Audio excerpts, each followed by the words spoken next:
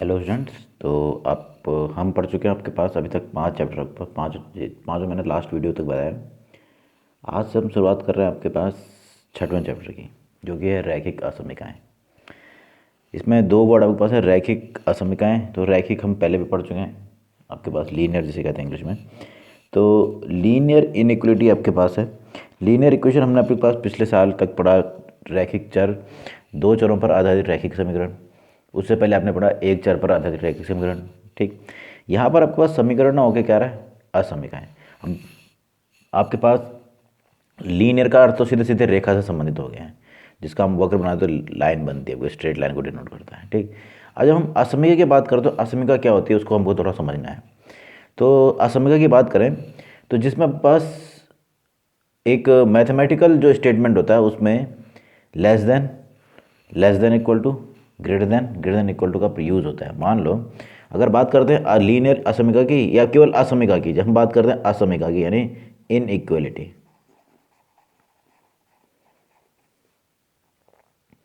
कि असमिकाएं क्या होती हैं, तो हम बात करते हैं असमिकाओं की। तो असमिकाएं आपके पास सिंपल से इसका क्या है, मैथमेटिकल स्टेटमेंट है।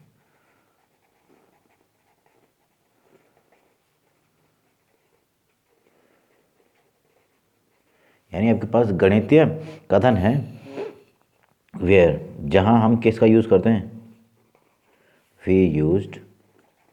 आपके पास इस प्रकार से आपके पास ये आपके पास समीकरण का पहला चिन्ह आपके पास उसका यूज़ करते हैं, इसे लेस देन, या इसमें इक्वल टू भी जोड़ दिया जाए, ये हो गया लेस देन इक्वल टू।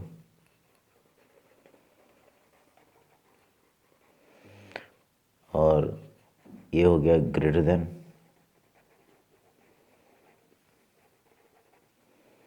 और लास्ट आपके पास चिन्ह है ये हो गया ग्रेटर देन इक्वल टू।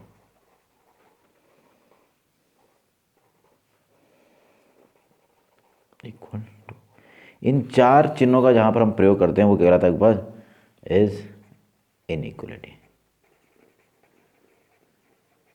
वो आपके पास कहलाता है इनइक्वलिटी। जैसे मैंने एग्जाम्पल के रूप में कहा, मैंने कहा भाई 5 इज लेस देन 7, सत्य है। आपको मालूम है 5 में से क्या होता है, 7 से छोटा। तो ये गणितीय आपके पास कथन है, और इसमें आपके पास क्या हो रहा है, दो टर्म्स के बीच में मैथमेटिकल स्टेटमेंट है, और उसमें दो पदों के मध्य क्या है, इक्वल टू का साइन। जैसे हम कहते हैं इक्वेशंस, तो इक्वेशन में क्या होता है, इक्वल टू का यूज़ होता है दो टर्म्स के बीच में। ठीक, और यहाँ पर आपके पास क्या होगा, ऐसे आपके पास गणितीय कथन जहाँ हम किसका यूज़ करेंगे, less than equal to, greater than equal to, इनका इन चार जो आपके पास चिन्ह है उनका यूज़ करने वाला। ठीक, अब बात करें इस चैप्टर की इंपॉर्टेंस की, तो केवल इस साल ही नहीं, ये जो चैप्टर आपके पास है ये आपके पास 12th के लिए भी बहुत इंपॉर्टेंट है। 12th में आपके पास एक चैप्टर आता है, 12वां चैप्टर होगा एनसीईआरटी की बुक में, वो है लीनियर प्रोग्रामिंग।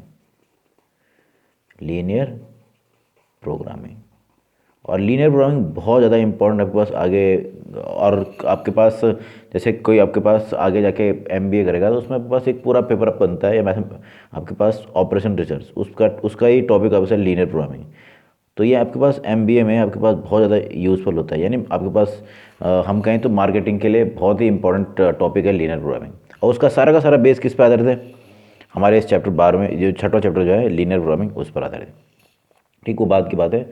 तो आपके पास है कि हम बात करें असमिका कैसे कहते हैं, तो असमिका का सिंपल सा आपके पास हम डेफिनेशन कहें तो आपके पास ऐसे गणितीय कथन जिसमें हम less than equal to, greater than equal to का यूज़ करते हैं, चिन्हों का प्रयोग करते हैं, तो आपके पास क्या कहलाते हैं, वो रैखिक ये असमिकाएँ कहलाएंगे। ये तो केवल असमिकाएँ हैं। अब हम बात करें कि रैखिक, तो आपके पास रैखिक में आपके पास हो जाएगा कि जहाँ पर आपने पढ़ा कि चाहे दो चरों की रैखिक, आपने दो चरों के रैखिक समीकरण पढ़े थे, उसका मान रूप ax plus B Y plus C equal to 0 ये था। अगर इस रैखिक समीकरण, ये तो समीकरण है, ये आपके पास इक्वेशन है। इक्वेशन इसलिए है क्योंकि यहाँ पर इक्वल टू का यूज़ हो गया है बीच में, दो मैथमेटिकल स्टेटमेंट ये बस। ठीक है, ये एक मैथमेटिकल स्टेटमेंट किसका यूज़ किया गया, इक्वेशन, इक्वल टू का यूज़ किया इसलिए कह रहे हैं इक्वेशन। ठीक, अगर इसकी जगह पर हम इनमें से किसी एक का प्रयोग कर ले, मैंने लिख दिया ax plus B Y plus C less than 0, ये लिख दिया, तो ये अब इक्वेशन से हट के क्या कहलाएगी, ये कहलाएगी आपके पास क्या, आपके पास असमिका। वो भी क्या, दो चरों पर आधारित रैखिक, दो चरों पर आधारित भी है और रैखिक असमीका कहलाएगी। ठीक, अब एक चर वाले मैंने कहा A X plus C equal to 0, A X plus B, ये एक चर पर आधारित वाला रैखिक समीकरण है। इसको भी मैंने अगर आपके पास यहाँ पर इक्वल टू के स्थान पर कोई इनमें से कोई चिन्ह यूज़ कर ले, मैंने कह दिया A X plus B greater than equal to 0, ये कह दिया आपके पास, तो अब ये समीकरण से हट के क्या बन गई हैं, असमीकाएं। यहाँ तो इक्वेशन है, ये एक चर पर आधारित रैखिक समीकरण है, ये दो चर पर। तो जैसे मैंने इस इक्वल टू के स्थान पर कोई चिन्ह प्रयुक्त किया इनमें से, तो आपके पास क्या हो गया, ये आपके अपने आप ही अब वो इक्वेशन से हट के हो गई इनइक्वलिटी। ये क्या बन गई है, इनइक्वलिटी, वो भी कैसी, लीनियर इनइक्वलिटी। तो ये आपके पास कहलाएगी रैखिक असमीका। ये भी क्या है, एक चर पर आधारित है, तो अब ये क्या हो गया, एक चर पर आधारित क्या हो गया, रैखिक असमीका। ये भी आपके पास हो गया लीनियर इनइक्वलिटी। तो आपको ध्यान देना है कि जब हम बात करते हैं कि असमीका किसे कहते हैं, तो असमीका मतलब ऐसे गणितीय कथन जिसमें हम किसका यूज़ कर रहे हैं, इन चार चिन्हों का यूज़ करते हैं, less than equal to, greater than equal to. वो क्या कहलाएगा आपके पास, वो स्टेटमेंट क्या कहलाएगा आपके पास, असमीकाएँ कहलाएंगे। ठीक, अब असमीका तो ये आपके पास हो गया। अब होता क्या है कि आपके पास हम दैनिक जीवन में भी है ना अनुमान लगाने के लिए या आपके पास कुछ हल ज्ञात करने के लिए इनका यूज़ करते हैं। जैसे आपके पास किताब में एक एग्जाम्पल है, मान लो कि एक लड़की आपके पास है, उसके पास कुल मिला के 120 रुपये है। एग्जाम्पल मैंने कहा आपके पास, मान लो उसके पास कितने रुपये हैं, 120, ये टोटल अमाउंट उसके पास है, ठीक, खर्च करने के लिए। अगर उसने आपके पास, उससे वो क्या लेती है, एक कुछ तो कॉपीज़ लेती है या रजिस्टर लेती है, रजिस्टर खरीदने हैं और साथ में पेन खरीदने हैं। ठीक है, तो अगर आपको कह दिया जाए कि भाई रजिस्टर का जो कॉस्ट प्राइस है वो तो है 40 रुपये और पेन का जो कॉस्ट प्राइस है वो आपके पास है 20 रुपये। पेन का एक का कॉस्ट प्राइस और रजिस्टर के एक का कॉस्ट प्राइस दे दिया गया है। तो अब वो जानना चाहती है आपके पास कि वो कितने रजिस्टर और कितने पेन खरीदे कि उसके पास जो अमाउंट है वो या तो पूरा खर्च हो जाए या उससे कम में आपके पास, मतलब ये भी कह सकते हैं कि इन 120 रुपये में वो कितने पेन, वो कितने रजिस्टर खरीद सकती है। तो मैंने मान लिया कि माना वो एक्स रजिस्टर खरीदती है और वाई क्या खरीदती है, पेन, तो उसका कुल खर्चा जो होना चाहिए वो 120 या 120 से कम होना चाहिए। तो यानी इसको मैं आपको कहूँ जो टोटल एक्सपेंडिचर होगा, यानी जो कुल खर्चा होगा वो हमको निकालना है, तो क्या होगा, वो इक्वल टू होगा, देखो क्योंकि उसने एक्स रजिस्टर करते हैं तो 40x प्लस और वाई पेन खरीदें तो 20y, ये उसका कुल खर्चा है। पर अनिवार्य रूप से क्योंकि उसके पास केवल 120 रुपये हैं, तो या तो 120 रुपये खर्च करें या उससे कम है, क्योंकि उसके पास 120 रुपये ही है। तो आपके पास क्या होना चाहिए, उसका जितना भी टोटल खर्चा है वह या तो 120 रुपये हो या 120 से कम, क्योंकि उससे अधिक होगा तो उसको वो परचेज नहीं कर पाएगी, क्योंकि उसके पास केवल 120 रुपये खर्च करने के लिए। तो यहाँ पर मैंने इस जो आपके पास जो इन्फॉर्मेशन दी है उसको मैंने ना एक असमीका के रूप में व्यक्त कर दिया, उसके टोटल खर्चे के लिए एक असमीका बना दी, जो उसका टोटल एक्सपेंडिचर है, यानी जो उसके पास 120 रुपये हैं उसमें जो खर्च कर सकती है उसके लिए मैंने एक असमीका बना दी। अब मैं बात करूँ असमीका है क्यों है, क्योंकि यहाँ पर दो आपके पास टर्म्स के बीच में क्या है, असमीका का चिन्ह यूज हुआ है, ये है लेस देन इक्वल टू, और ये रैखिक भी कहलाएगी और किस पे, दो चरों पर आधारित क्या है, ये रैखिक असमीका कहलाएगी। ठीक, तो ये इस प्रकार से आपके पास है इंट्रोडक्शन रैखिक असमीकाओं का। ठीक, उसमें थोड़ा सा मैं आपको दो चार आपके पास टाइप्स बताता हूँ। पर देखिए, अब आपके पास देखिए, अगर मैं सिंपल से परिभाषा की बात करूँ, देखो एक असमीका दो वास्तविक संख्याओं या दो बीजीय व्यंजकों का में, दो वास्तविक संख्याओं या दो बीजीय व्यंजकों में, अब मिक्स भी हो सकता है कि एक वास्तविक संख्या और बीजीय व्यंजक हो जाए, उनके मध्य क्या इन चिन्हों का प्रयोग जब होता है ना, less than equal to, greater than, तो उससे क्या किसका निर्माण होता है, एक असमीका का निर्माण होता है। ठीक, अब जब हम बात करें आपके पास, देखो अगर मैंने कहा दोनों वास्तविक संख्या है, मैंने कहा एग्जाम्पल मैंने कहा 5 इज लेस देन 8, ये मैंने लिखा, या मैंने इसको और आपको मैंने कह दिया 7 इज ग्रेटर देन 3, ये इस प्रकार से। तो जब मैंने यहाँ पर दोनों पक्षों में अंक लिए हैं तो ये आपके पास क्या लगेगी, सांख्यिक।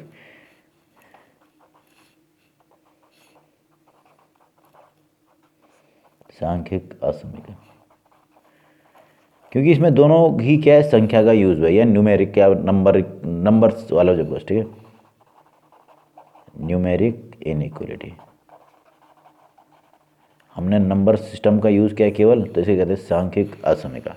तो बस यह ध्यान देना, इन चिन्हों का जहाँ पर प्रयोग हो रहा है दो पदों के मध्य, ऐसे भी कह सकते हैं। ठीक, आपके पास फिर अगर आपको मैंने इसमें जोड़ दिया कि मैंने कहा x का मान -3 से अधिक होगा या इक्वल टू भी हो सकता है, ये मैंने जोड़ दिया, या मैंने कह दिया y इज़ लेस देन 5, ये कह दिया। तो ये जिसमें हम चर और आपके पास नंबर यूज़ करते रहे, तो यहाँ पर क्योंकि चरों का यूज़ किया गया तो हमें कहेंगे शाब्दिक या वेरिएबल आपके पास क्या असमय का, ये आपके पास हो जाएगा आपके पास वर्बल इनइक्वलिटी, यानी चर और आपके पास दोनों के पास शाब्दिक भी कह सकते हैं उसको, ठीक है। ये आपके पास हो गया शाब्दिक असमिका, ठीक है। तो इस प्रकार से हो रहा है।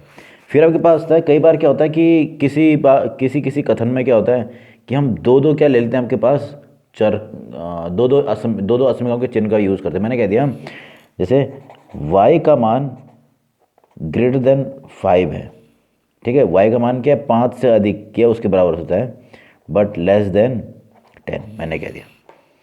यानी y का मान 5 या 5 से तो अधिक है पर 10 से क्या है छोटा। तो इसमें जब हम आपके पास क्या हो रहा है, देखो इसमें हमने 2 बार असमिकाओं का चिन्ह यूज़ कर रहे हैं। ये मैंने कह दिया x का मान ग्रेटर देन 2 है, लेस देन +4। तो यहाँ पर जब आपके पास जहाँ हम है ना 2 असमिकाओं का यूज़ कर दे रहे हैं, मतलब देखो हो क्या रहा है, जैसे हमने ना अंतराल की बात की, जैसे ये अंतराल था, इसकी बात करते तो ये एक अंतराल को निरूपित कर रहा है आपके पास है इस प्रकार से, x जो है x बिलोंग्स टू, मैं लिखूँगा x बिलोंग्स टू क्या है 2 to +4। ये जो सेमी ओपन आपके पास लेफ्ट साइड से है और क्लोज्ड की साइड से है आपके पास इस साइड से 4 की साइड से। तो ये अंतराल था, मैंने इसको ऐसे निरूपित किया। तो ये भी एक असमिका का निर्माण करता है, इसे कहते हैं ड्यूल इनइक्वलिटी, जहाँ पर क्या हो रहा है द्वि असमिकाओं का यूज़ किया जा रहा है, द्वि असमिकाएं। अब द्वि कैसे कह रहे हैं, अब है क्या कि असल में ये 2 असमिकाओं को मिला के बनाएंगे। मैंने कह दिया x का मान 2 से अधिक है और ये भी बता दें कि x का मान 4 से कम है। तो ये इस प्रकार से आपके पास जो मिल रहा है, इन दोनों को मिक्स करके ये आपके पास क्या बनी है, एक असमिका बनी है, इसे कहते हैं द्वि असमिका या ड्यूल इनइक्वलिटी आपके पास, ठीक। तो ये सिंपल सब कैसे। फिर अब हम बात करते हैं कि असमिकाओं के कुछ और प्रकार। तो मैंने एक प्रकार लिखा, मैंने लिखा ax + b less than equal to 0, या इसी रूप में ax + b less than equal to 0, ये तो लेस देन था, ये less than equal to 0, ax + b greater than 0, ax + b greater than equal to 0। ये 4 मैंने लिखे। चारों ही आपके पास बात करूं तो जो समीकरण थे एक चर वाला ax + b इक्वल टू 0, इसकी क्या है, इससे बने हुए हैं आपके पास, इसकी मदद से बने हुए हैं। देखो इन चारों को अगर हम गौर करें, इन 4 असमिकाओं को, ये में हम इनके सापेक्ष समीकरण ये था, ये आपके पास है एक यहाँ पर बराबर था, यहाँ का ax + b का मान 0 से कम, इसमें लिखा ax + b का मान 0 या 0 से कम, ठीक। इसमें मतलब 0 भी है, इसमें 0 सम्मिलित नहीं है। और इसमें क्या है ax + b का मान 0 से अधिक, और यहाँ लिख दिया है 0 या 0 से अधिक। तो ये जो आपके पास सिस्टम आपके पास बना है 4 असमिकाओं का, ये कहलाता है आपके पास लीनियर इनइक्वलिटी। ये रैखिक असमिका है पर इन 1 वेरिएबल, किसमें है ये 1 वेरिएबल, एक चर पर आधारित क्या है ये रैखिक असमिका आपके पास, ठीक। तो पास इस प्रकार से था। अब इसमें से अगर हम देखें जो आपके पास ये लेस देन वाली हैं या ग्रेटर देन वाली, इन दोनों की अगर मैं बात करूं तो ये आपके पास जो 2 आपके पास दे दी आपके पास, ये आपके पास इसमें इक्वल टू शामिल नहीं है, इनमें क्या है, बाकी इन दोनों में मतलब इसमें के अनुसार ax + b का मान 0 हो सकता है, इसका मान भी क्या 0 हो सकता है, ठीक है।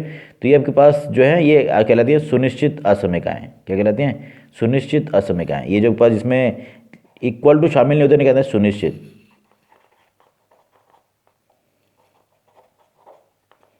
असमिकाएं, ठीक। तो ये इस प्रकार से आपके पास ये आपके पास हो गए सुनिश्चित असमिका, जिसमें इक्वल टू शामिल है उन्हें कहते हैं आपके पास केवल असमिकाएं कहते हैं, ठीक है। अब पर ये है क्या, ये एक चर पर आधारित क्या है रैखिक असमिकाएं। इसी प्रकार से अगर मैं जैसे ये रैखिक समीकरण था, इसके सापेक्ष असमिकाएं ये हैं। अगर मैं कहूँ ax + by + c = 0, ये आपके पास अगर कोई एक समीकरण है जिसे हम कहते हैं दो चरों पर आधारित रैखिक समीकरण। तो इनके सापेक्ष अगर असमीकरण का निर्माण करना है तो क्या हो जाएंगे, सिंपल है, होगी A X plus B Y plus C less than zero, एक ही हो गया। फिर A X plus B Y plus C less than equal to zero, इसमें इक्वल टू भी शामिल कर दिया। और यहाँ पर A X plus B Y plus C greater than zero, और last A X plus B Y plus C greater than equal to zero. तो इसके सापेक्ष जो दो चरों पर आधारित रैखिक समीकरण था उसके सापेक्ष ये समीकरण या समीकरण बनाए हैं। तो इसका कहेंगे क्या, ये भी लीनियर इक्वेशन है, लीनियर इनइक्वालिटी है।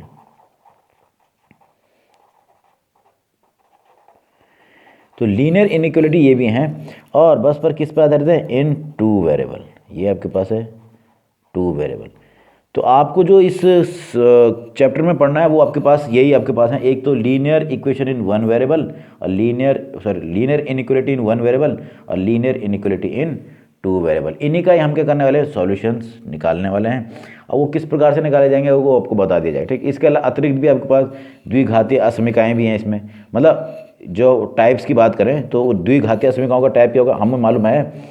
स्टैंडर्ड जो द्विघातीय जो समीकरण था वो था आपके पास A X square plus B Y plus C equal to zero, ये है द्विघातीय समीकरण, ये एक्स है, ठीक है, द्विघातीय समीकरण।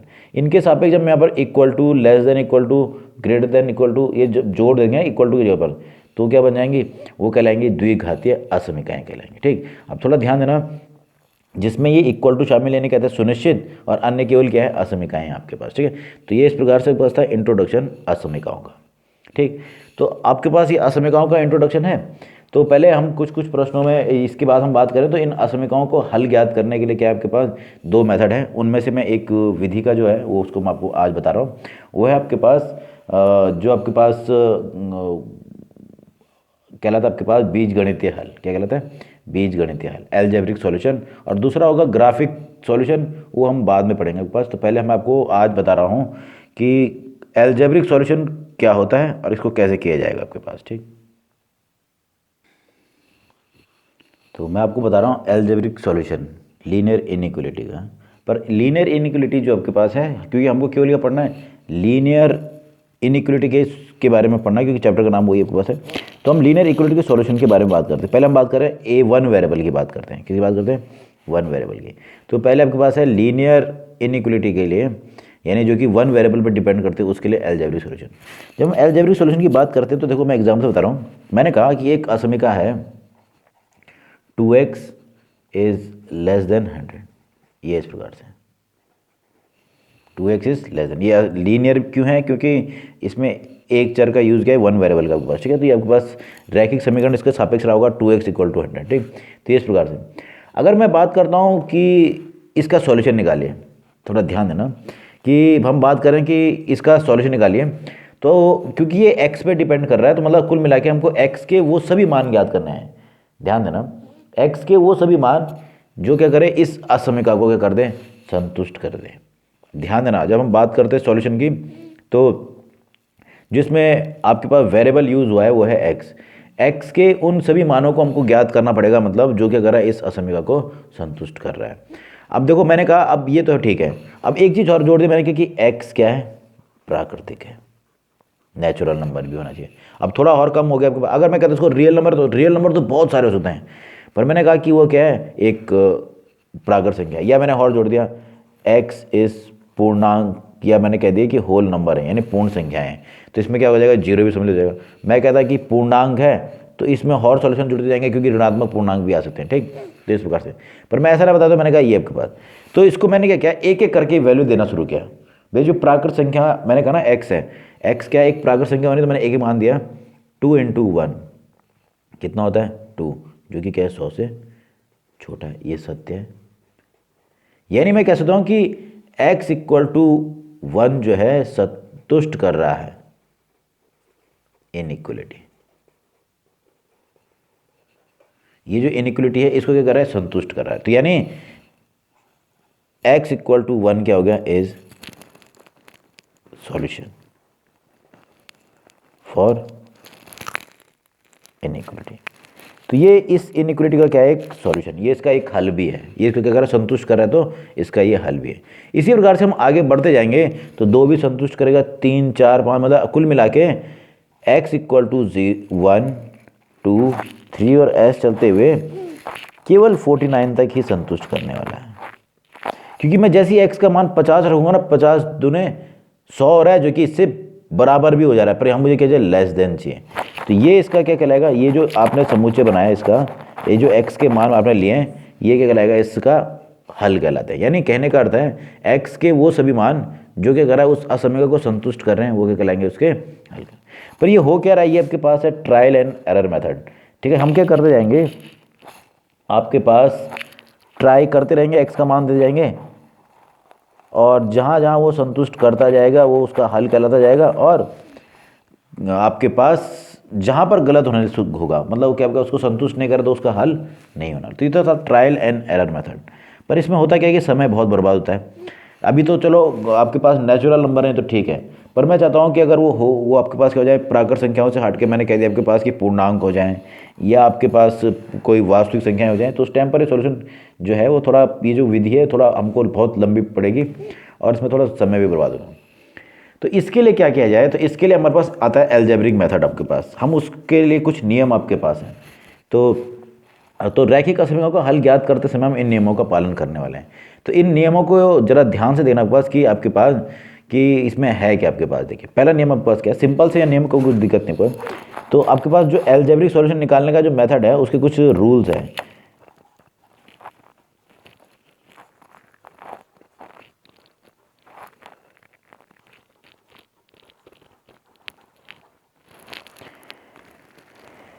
तो अगर आपको कहा जाता है कि रैखिक असमीकरणों का हल ज्ञात करना है, तो इन नियमों का पालन करना आपको अनिवार्य रूप से होगा। ठीक है, तो पहला नियम आपके पास है, फर्स्ट रूल, कि आप किसी असमीकरण के दोनों पक्षों में समान संख्या जोड़ या घटा सकते हैं। ठीक है, तो वो है वी कैन ऐड और subtract same number in both sides of inequality. हम क्या कर सकते हैं कि आपके पास किसी, जो आपके पास असमीका होगी उसके दोनों पक्षों पर सेम संख्या को जोड़ व घटा सकते हैं। तो इसके कारण क्या होगा, उस असमीका के चिन्ह पर कोई भी प्रभाव नहीं पड़ने वाला है। आपके पास असमीका का चिन्ह जो है वैसा का वैसा ही रहने वाला है, उस पर कोई भी प्रभाव नहीं पड़ेगा आपके पास। ठीक है, तो ये आपके पास है पहला नियम, कि जिसके अनुसार हम क्या कर सकते हैं, किसी भी असमीका के दोनों पक्षों में सेम नंबर को जोड़ या घटा सकते हैं। जैसे मैंने कहा दिया आपके पास कि असमीका थी आपके पास, एग्जाम्पल मैंने कहा x + 5 is less than equal to 0, ये आपके पास है। तो मुझे सॉल्यूशन चाहिए, तो मैंने क्या किया, इसके लिए मैंने दोनों पक्षों में 5 को सब्सट्रैक्ट कर दिया है। ठीक है, सब्सट्रैक्ट 5 फ्रॉम बोथ साइड। तो ध्यान देना है, जब मैंने सेम नंबर को जोड़ा या घटाया तो असमीका के चिन्ह पर कोई प्रभाव नहीं पड़ेगा। ये हो जाएगा x + 5 - 5 less than equal to 0 - 5। तो मुझे प्राप्त हो रहा है, देखिए जब मैं इसमें ये ऑप्शन लगा रहा हूँ तो ये हो रहा है x is less than equal to -5। तो ये इसके अनुसार अगर वो वास्तविक संख्याएं हैं तो रिजल्ट मिल जाएगा, और अगर वो आपके पास ये आपके पास जो पूर्णांक है वो हैं तो उस हिसाब से सॉल्यूशन मिल जाएगा। ठीक, तो मैंने कहा अगर वास्तविक संख्या है तो x यानी x का सॉल्यूशन होना चाहिए, यानी x बिलोंग्स टू होना चाहिए -∞ टू -5, क्योंकि 5 सम्मिलित है -5, तो इसके हिसाब से ये वाला अंतराल, तो इसका सॉल्यूशन कहलाएगा अगर रियल नंबर हो। ठीक, तो पहला नियम क्या है, पहला नियम के पास कहता है कि अगर आप सेम नंबर, हम क्या कर सकते हैं कि आपके पास एक असमीका में असमीका के दोनों पक्षों में समान अंक को जोड़ व घटा सकते हैं, यानी समान राशि को जोड़ या घटा सकते हैं, तो उससे असमीका के चिन्ह पर कोई प्रभाव नहीं पड़ने वाला। ठीक है, तो ये ध्यान देना आपके पास है कि असमीका के चिन्ह पर कोई प्रभाव नहीं पड़ेगा आपके पास।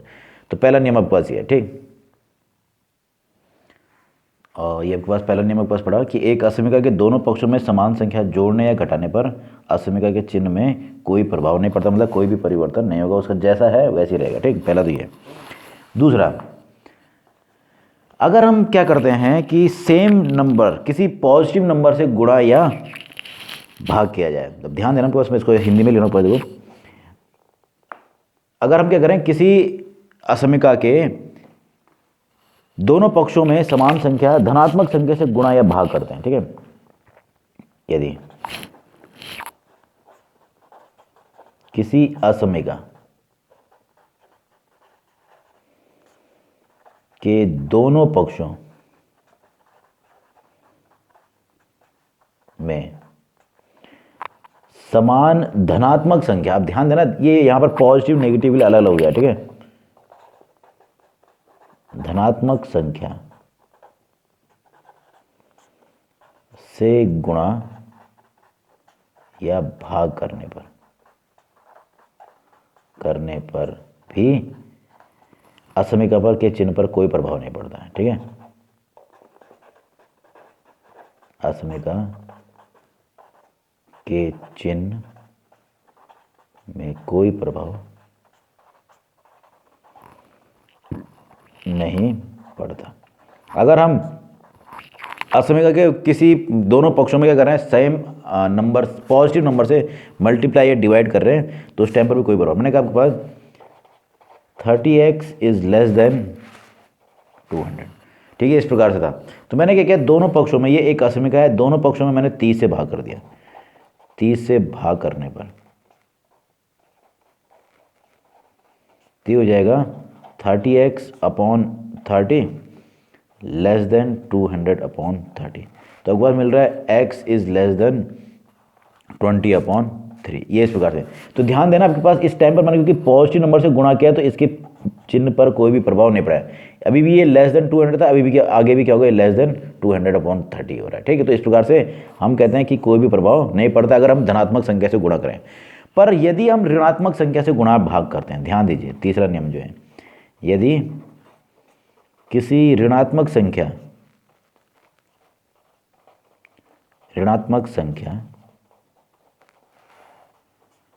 से गुणा या भाग किया जाए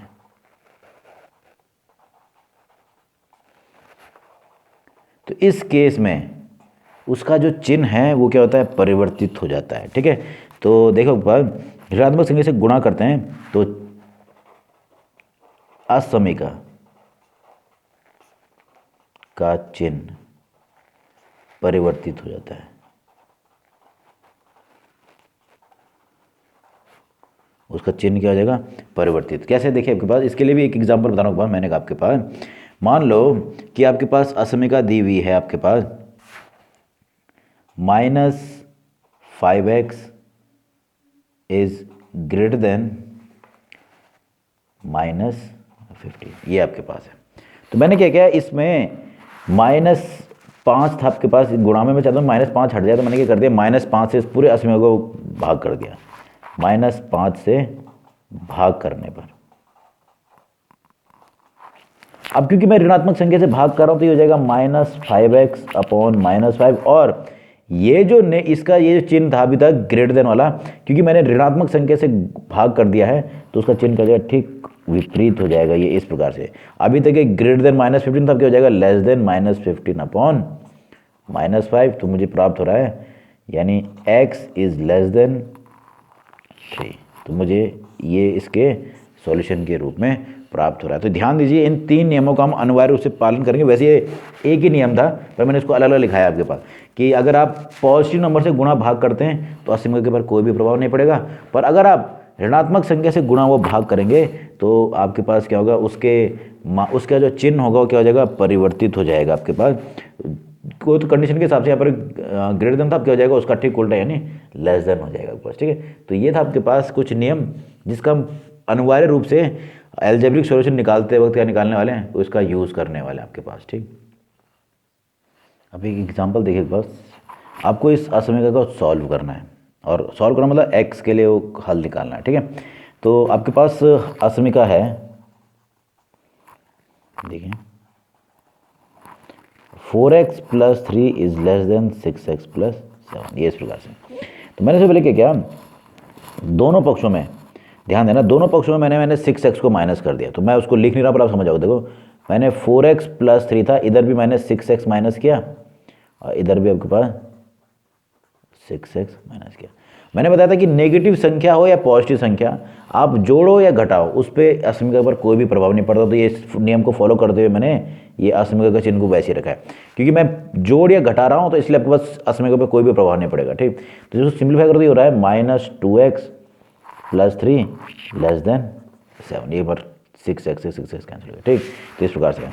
अब ये 3 को मैं हटाता हूँ इस पक्ष से, तो उसके लिए मैंने क्या कर दिया, दोनों पक्षों में फिर से -3, जैसे यहाँ पर जोड़ने वाला यहाँ पर घटाना था, यहाँ पर भी घटा दिया। मैंने कर दिया -2x प्लस 3 लेस देन 3, दोनों पक्षों से -3। तो मैंने कहा था ना सेम संख्या जोड़ो या घटाओ, उसका कोई भी प्रभाव आपके पास असमीका पर नहीं पड़ना। तो ये इस प्रकार से हो जाएगा। ठीक, तो ये हो जाएगा -2x लेस देन 7। अब मुझे x निकालना है, वो मल्टीप्लाई है -2 से, तो उसके लिए मैंने क्या कर दिया, डिवाइड किया। मैंने दोनों पक्ष को डिवाइड किया आपके पास -2 से। जैसे ही मैं -2 से डिवाइड कर रहा हूँ तो हो जाएगा -2x अपॉन -2, पर इसका प्रभाव कहाँ पड़ेगा, क्योंकि मैंने ऋणात्मक संख्या से भाग किया है तो इसका प्रभाव पड़ेगा इसके चिन्ह पर। ये ठीक परिवर्तित हो जाएगा इस प्रकार से, और ये हो जाएगा 7 अपॉन -2। तो आपको मिल रहा है x is greater than equal to minus, ये इस प्रकार से प्लस, ये सॉरी यहाँ पर कितना हो रहा है, यहाँ पर क्योंकि -3 करना तो कितना होगा यहाँ पर 4, यानी 4/-2, ये कितना हो रहा है -2। तो ये आपके पास प्राप्त हुआ इस प्रकार से। तो ये इसका सॉल्यूशन है। बस ध्यान देना है आपको, सॉल्यूशन तो जैसे इक्वेशन सॉल्व करो ना वैसे ही किया जाएगा आपके पास। तो जैसे इक्वेशन होता, अगर मान लो इक्वेशन होता तो इक्वेशन कैसे सॉल्व करते, ये होता 4x plus 3 equal to 6x plus 7।